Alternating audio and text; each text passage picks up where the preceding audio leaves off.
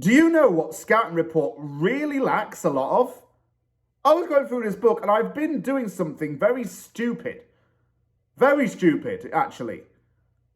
I haven't included a lot of English players in this book. How dare I, hey? How dare I not talk about players from my own country and in my own leagues? Well, I had that little internal conflict with myself, and I decided, do you know what, James? You need to have a few English players in this book, okay? So it doesn't make it look like you're scavenging the world for random ballers. Or even just random players. We don't even know if they're ballers, pal. That's probably what's on your mind. So let's stay in England, shall we? Southampton's just been relegated. I know it's gone down, but it's got a lot of really good players. Everyone's going on about James Ward-Prowse. Everyone's going on about Bella Kotchap. And Ward-Prowse, we've just said Ward-Prowse. Who else? Sulemana, Lavia.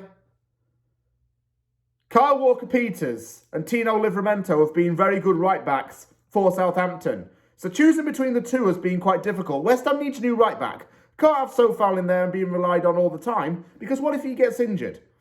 So another right-back. You know, Kyle Walker-Peters basically could be it. Get him for quite a decent fee as well. I don't think he costs more than around £17 million. This 26-year-old right-back is younger than Sofal, and he's really good, okay?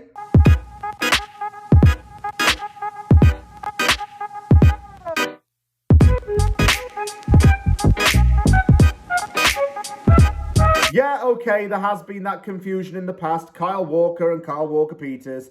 One's from Sheffield, one's from London, and one's got Peters at the end of his name. Yeah, that's basically the main differences. And it's not hard to work out. You don't have to be a super rocket scientist genius to work it out. Enough of the sarcasm. Kyle Walker-Peters has been a very big boulder rock in that Southampton defence. In the 3 years he's spent on the South Coast, he's had to compete Pete for his starting place. But there's always been a way to fit him into the team even if he's not starting as a right-back. I think that he's an ideal right-back target for West Ham.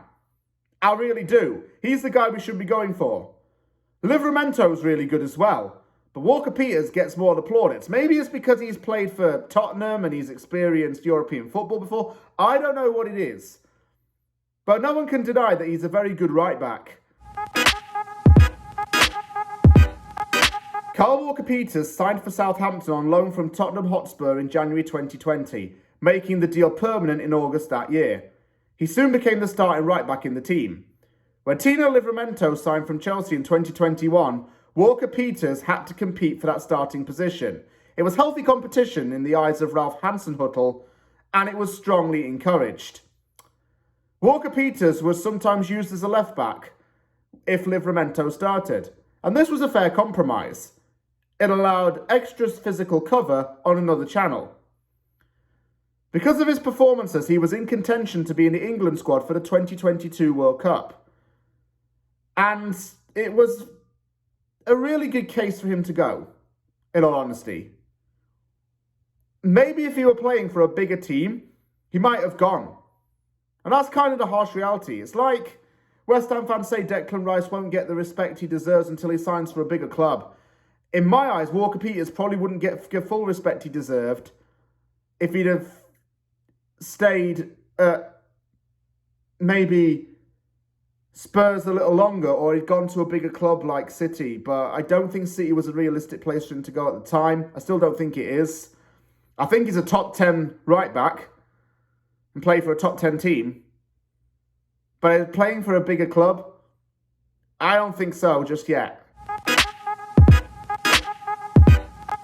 During the 2021-22 season, Walker-Peters averaged 2.1 dribbles per 90. This was actually more than Reece James and Trent Alexander-Arnold.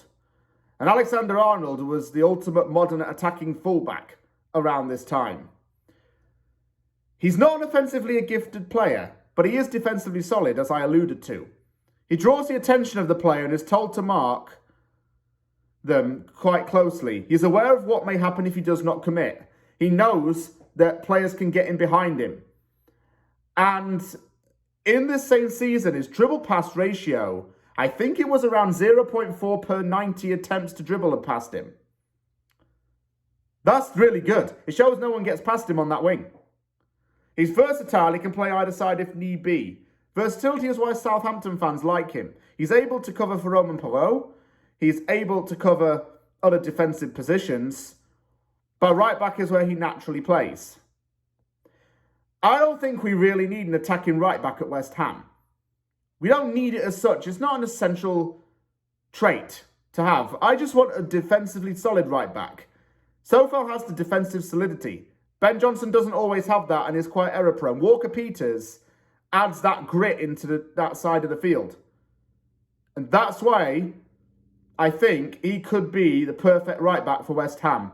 He provides defensive stability and doesn't allow people to get past him without a fight.